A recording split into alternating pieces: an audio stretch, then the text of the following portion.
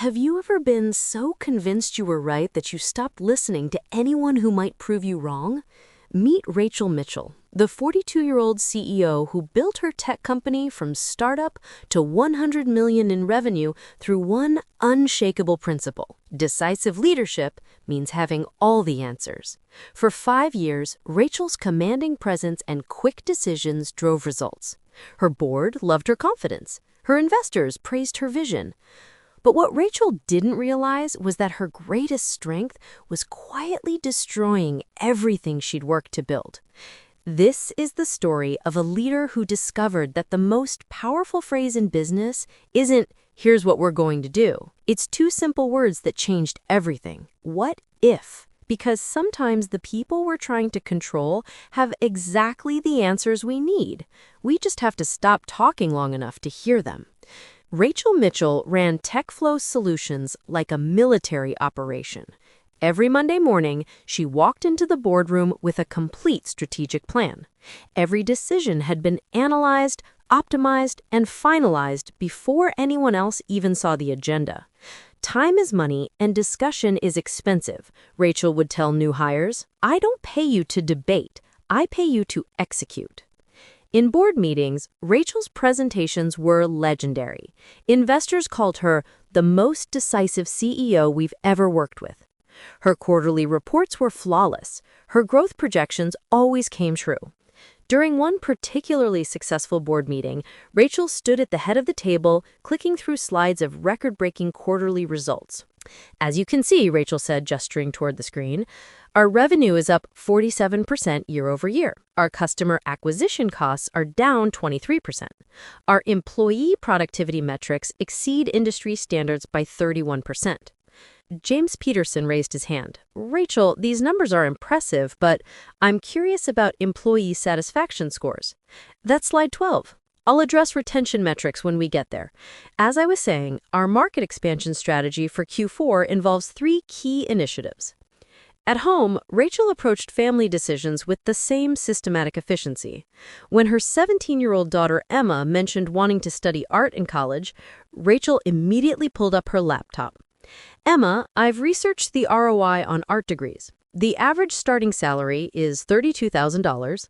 The job market growth rate is only 2% annually. Have you considered business administration or computer science? Emma pushed food around her plate. Mom, I just said I was interested in... I know what you said. I'm helping you think strategically about your future. That's what good leaders do. David, her husband of 20 years, set down his fork. Rachel, she's trying to tell us about her dreams. Dreams don't pay student loans. I'm being practical. Rachel's systematic approach extended to every aspect of family life. She scheduled family meetings to optimize household efficiency. She created spreadsheets for vacation planning. She even implemented a point system for Emma's chores. Why can't you just ask me what I want to do on Saturday instead of creating an agenda? Emma asked one evening. Because structure creates freedom. When everyone knows the plan, there's no confusion or wasted time. At TechFlow, Rachel's executive assistant, Maria, managed her calendar down to the minute. Back-to-back meetings, quick decisions, rapid-fire emails. Rachel prided herself on never being the bottleneck in any process. During performance reviews, Rachel came prepared with detailed analytics on each employee's productivity metrics, goal completion rates, and areas for improvement. Jessica, Rachel said to her marketing director during their quarterly review, your campaign conversion rates are excellent, but your team's meeting frequency is 23% above optimal levels. I need you to streamline your collaborative processes. Jessica, who had been with the company for 3 years, shifted uncomfortably. Rachel, those meetings help us stay creative and solve problems together. The team really values the brainstorming sessions. Brainstorming is unfocused. I need structured solution development. Here's a process framework that will cut your meeting time in half while improving output quality. Rachel handed Jessica a printed document with numbered steps and time allocations. Jessica took it without comment, but her enthusiasm visibly dimmed. What Rachel saw as efficient leadership, others were beginning to experience as something entirely different. But when your company is growing 47% year over year, who has time to question success? The first crack in Rachel's systematic world appeared on a Tuesday morning when David suggested they try marriage counseling. Counseling? Rachel looked up from her laptop, where she was reviewing quarterly projections. Why would we need counseling? We don't fight. We communicate efficiently. Rachel, we don't communicate at all. You tell me things, you schedule our lives, you optimize our decisions. But when's the last time you asked me what I actually want? Rachel closed her laptop, giving David her full attention. What do you want? I want you to stop treating our marriage like a business merger. I want to have a conversation where you don't already know how it's going to end. That's not efficient, David. If I don't plan ahead, how do we make good decisions? When did you start thinking that my opinions would make our decisions worse? At work, similar tensions were building, though Rachel remained focused on metrics rather than morale. During a Monday morning team meeting, she noticed that several key employees seemed less engaged than usual. I've been reviewing our quarterly employee productivity data, Rachel announced, clicking to a slide showing various performance metrics. Overall numbers are strong, but I'm seeing some concerning trends in collaborative efficiency. Jessica Martinez, the marketing director, raised her hand tentatively. Rachel, before we dive into optimization, could we talk about the creative campaign concepts the team developed last week? I think Jessica will address campaign development after we resolve the process inefficiencies. As I was saying, meeting frequency across all departments has increased 31% this quarter, which directly correlates with decreased individual output metrics. Tom Rodriguez, the head of product development, spoke up. Rachel, those meetings are where we solve our biggest challenges. My team's breakthrough on the user interface came from a brainstorming session that lasted 4 hours. 4 hours, Rachel's eyebrows raised. That's exactly the kind of inefficiency I'm talking about. A structured problem-solving framework could have reached that solution in 90 minutes maximum. Tom exchanged glances with Jessica. But Rachel, some of our best innovations come from those unstructured conversations. When we really dig into problems together, we find solutions none of us would have discovered individually. Innovation happens through systematic experimentation, not random discussion. I'm implementing a new meeting protocol starting next week. All brainstorming sessions will be replaced with structured solution development workshops with preset time limits and defined outcomes. The room fell silent. Rachel interpreted this as agreement and moved on to the next agenda item, missing the concerned looks her team members were sharing. The moment that changed everything happened on a Thursday evening in November. Emma was working on her college application essays at the kitchen table when Rachel walked by reviewing quarterly reports on her tablet. "How's the essay coming?" Rachel asked, not looking up from her screen. "It's done," Emma said quietly. "Great. What's your topic? Let me review it for strategic positioning." Emma hesitated. "It's about growing up with someone who always has a plan." "Perfect. Leadership and strategic thinking are excellent themes for college admissions. Let me see." Emma slowly handed over her laptop. Rachel began reading silently, expecting to see a flattering essay about growing up with an entrepreneurial mother. Instead, she read, "My mother is the CEO of a successful tech company. She's brilliant, driven, and has never made a bad business decision in her life. But I've learned that being right about everything doesn't always make you a great leader. Growing up in my house felt like being an employee in a company where my job was to agree with the boss. Family dinners were like board meetings. My college plans were treated like a strategic initiative. My emotions were performance metrics to be optimized. I've learned that there's a difference between being heard and being listened to. My mother hears every word I say, but I don't think she's ever listened to what I actually need. She asks questions, but only to gather data for the decision she's already made. I'm applying to art school not because it's the most practical choice, but because it's the first time I've ever made a decision based on what I want instead of what someone else thinks I should want. I've learned that sometimes the best leaders are the ones who admit they don't have all the answers." Rachel read the essay 3 times, each pass revealing more painful truths.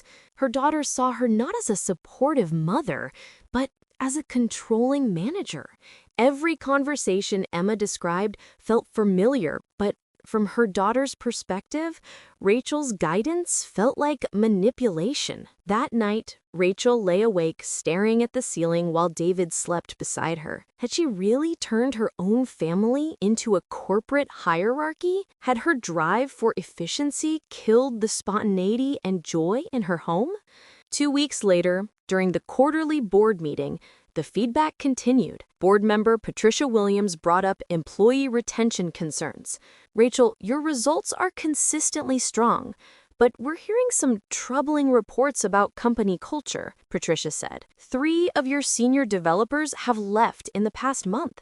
Exit interviews mention feeling unheard and undervalued. Our turnover rate is still below industry average. Replacing underperforming team members is part of maintaining operational excellence. These weren't underperforming team members, James Peterson interjected. These were some of your top talent. The feedback suggests they felt their input wasn't valued in decision-making processes. Rachel's felt her confidence wavering for the first time in years. I value input. I gather comprehensive data before every major decision. There's a difference between gathering data and collaborating, Patricia observed. Your employees want to feel like partners in problem solving, not just sources of information. The breaking point came 3 weeks later. Jessica Martinez, Rachel's marketing director and one of her most valuable employees, requested a private meeting. Rachel, I need to tell you something, and I hope you'll really hear me, Jessica began, sitting across from Rachel's desk. Of course. What's on your mind? I'm considering leaving TechFlow. Rachel, your performance metrics are excellent. Your campaign results exceed targets.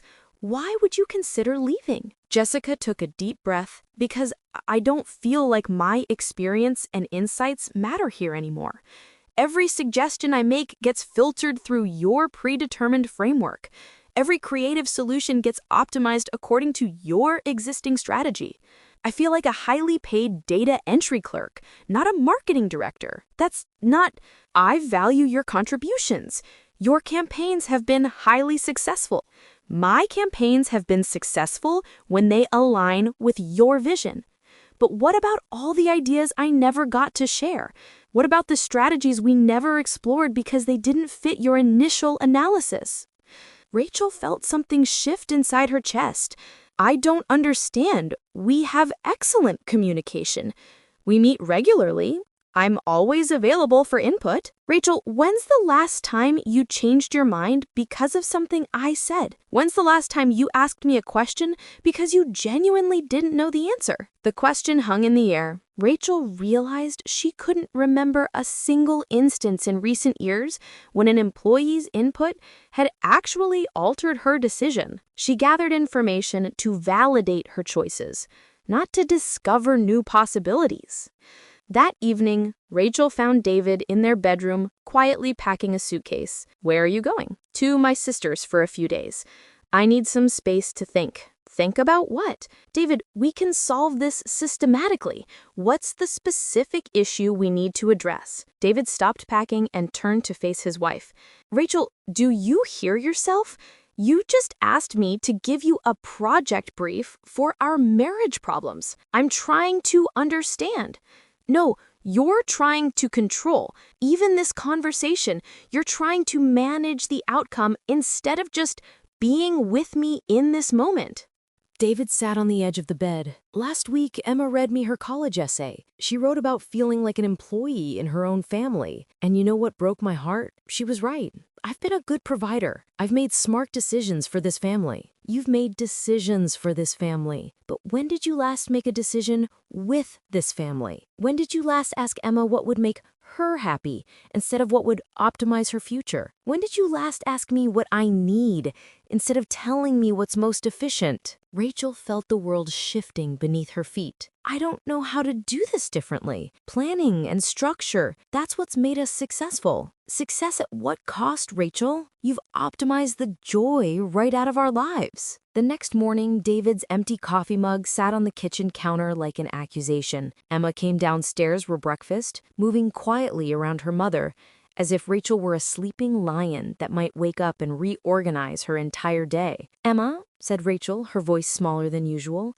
"can we talk about your essay?" Emma tensed. "Are you going to tell me how to rewrite it for better college positioning?" "No, I want to understand what I've been doing wrong." Emma looked genuinely surprised. It was the first time she could remember her mother admitting she might not have all the answers. "Mom, you're not wrong about everything. You're incredibly smart, and you've built an amazing company. But sometimes it feels like you see me as a project to optimize instead of a person to know." Rachel felt tears threatening. "I thought I was helping you make better decisions, but you never ask me what would make me happy. You research what should make me happy, then explain why I should want it. What would make you happy, Emma?" The question hung between them. Emma searched her mother's face, looking for the strategic angle, the hidden agenda. Instead, she saw genuine curiosity mixed with fear. "I want to study art, Mom. I know it's not practical. I know the salary projections aren't great, but when I'm creating something, I feel alive. I feel like myself." Rachel's instinct was to counter with statistics about art career stability. Instead, she asked, "What kind of art?" The following week, Rachel did something she'd never done before. She scheduled time for not knowing what to do. She made an appointment with Dr. Jennifer Hayes, a family therapist that David had suggested months earlier. "Dr. Hayes, I need help understanding why my leadership style isn't working at home." Rachel began, treating therapy like a business consultation. "Tell me about your leadership style." "I analyze situations thoroughly, develop optimal solutions, and guide implementation for maximum efficiency and positive outcomes." Dr. Hayes leaned forward slightly. "That sounds very systematic. How do the people around you respond to this approach?" "Lately, not well. My husband says I'm controlling. My daughter feels unheard. My employees are leaving." "Rachel, can I ask you something? When you're developing these optimal solutions, whose needs are you prioritizing?" "Everyone's needs. I analyze what's best for the situation overall. But who determines what best means?" The question stopped Rachel cold. I have the most experience. I can see the bigger picture." "What if the people around you have pieces of the picture that you can't see?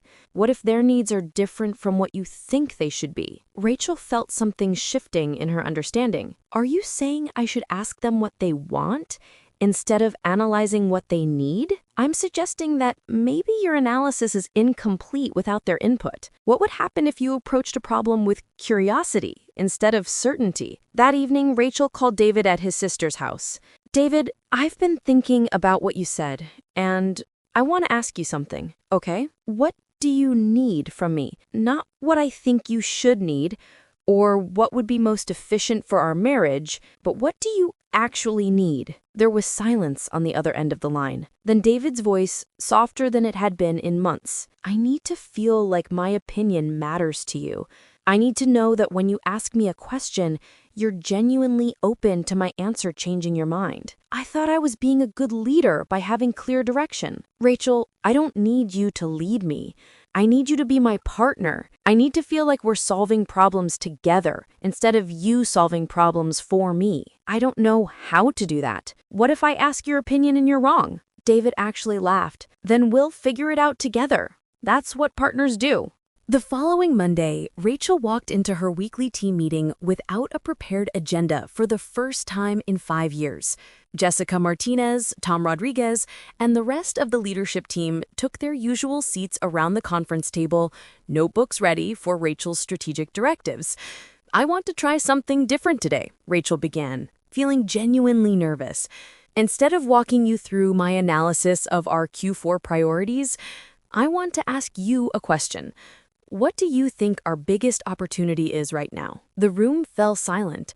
Her team members exchanged confused glances. "You want our opinion on strategy?" Tom asked cautiously. "I want your insight. you're all closer to different aspects of our business than I am. What are you seeing that I might be missing?" Jessica spoke up tentatively. "Well, I've been noticing that our customer feedback mentions wanting more personalization features, but when I brought it up before, you felt like I dismissed it because it didn't fit my existing roadmap." You're right. I was so focused on optimizing our current strategy that I couldn't hear feedback that might improve it. Tell me more about what customers are actually saying. For the next hour, Rachel listened as her team shared insights, concerns, and creative solutions she'd never heard before. Not because they hadn't tried to share them, but because she'd been too busy talking to truly listen. "Why haven't you told me these things before?" Rachel asked. Tom looked uncomfortable. "We tried, but when you ask questions, it feels like you're testing whether we understand your strategy, not asking for our input to improve it." That evening, Rachel sat down to dinner with Emma. Notebook closed, phone in another room. "Emma, tell me about your art. What do you want to know?" "Everything. What you love about it, what's challenging, what you dream of creating." Emma looked suspicious. "Are you going to explain why I should consider a minor in business administration?" "No, I'm just curious about what matters to you." For 45 minutes, Emma talked about color theory, about the way light changes throughout the day, about a sculpture project that kept her up at night because she couldn't get the proportions right. Rachel found herself fascinated by her daughter's passion and insight. "Mom, why are you being different?" Emma asked as they cleared dishes together. "Because I realized I've been trying so hard to give you the right answers that I forgot to find out what questions you're actually asking." 3 months later, TechFlow's quarterly employee satisfaction scores reached the highest levels in company history. Productivity had increased not because of new efficiency protocols, but because teams felt empowered to solve problems creatively. Rachel still came to meetings prepared, but now her preparation included questions designed to uncover insights she couldn't see from her executive perspective.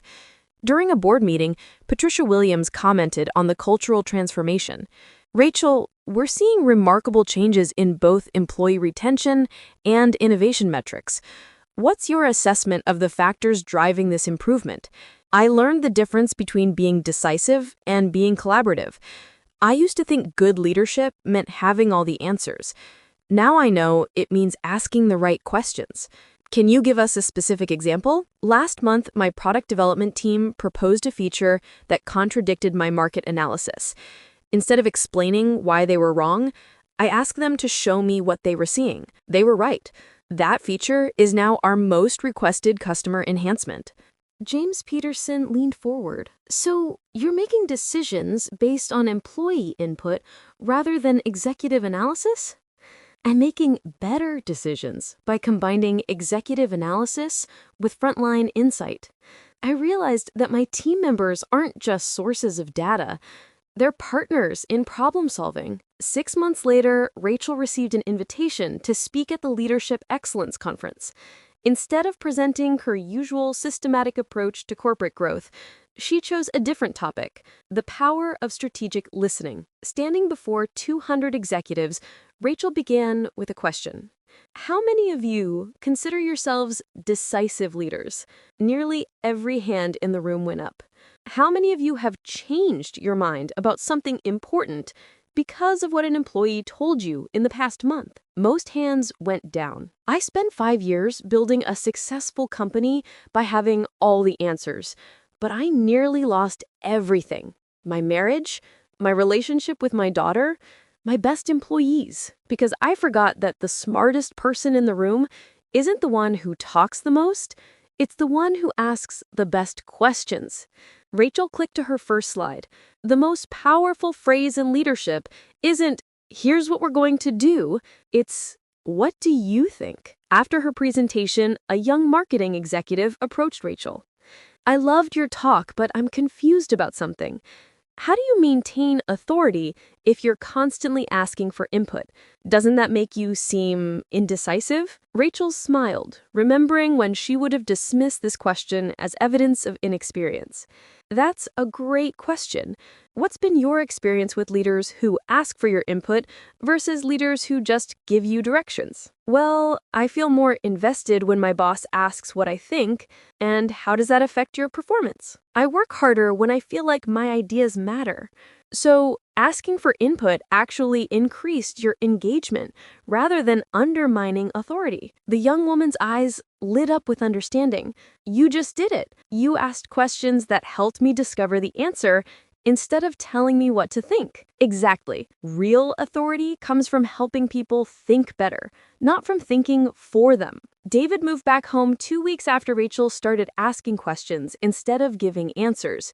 Emma chose to attend art school, and Rachel helped her research programs based on what Emma wanted to learn, rather than what Rachel thought would be most practical. Jessica Martinez not only stayed at TechFlow, but was promoted to VP of Marketing, leading the most innovative campaign in company history, one that emerged from collaborative brainstorming sessions that Rachel now facilitated rather than directed. The company's culture transformed because Rachel discovered something counterintuitive. The more she admitted she didn't have all the answers, the more her team trusted her leadership. Thank you for joining me for another story here on The Turning Point. Rachel's journey reminds us that being right about everything doesn't automatically make you a great leader, or a great parent, partner, or friend. Your greatest professional strengths can become your greatest personal blind spots. Sometimes the very thing that makes you successful at work can destroy what matters most at home. Have you ever been so convinced you were right that you stopped listening to anyone who might prove you wrong? What relationships in your life might change if you replaced "here's what you should do" with "what do you think"? What if the next time someone starts to share an idea with you, instead of immediately evaluating it, you got curious about it? What if you asked, "Tell me more," instead of "but have you considered"? Maybe you're Rachel, so focused on having the perfect plan that you've optimized the joy right out of your relationships. Or maybe you're David, Emma, or Jessica, waiting for someone to stop talking long enough to actually listen to what you need. But here's what I want you to consider. What if the most powerful thing a leader can say isn't, "I know what to do," but "I don't know. What do you think?" What if the people around you aren't obstacles to your success, but partners in creating something better than anything you could build alone? If Rachel's story moved you, I'd love to hear about a time when you realized your need to be right was damaging your relationships. Or maybe you're learning right now how to lead by listening instead of directing.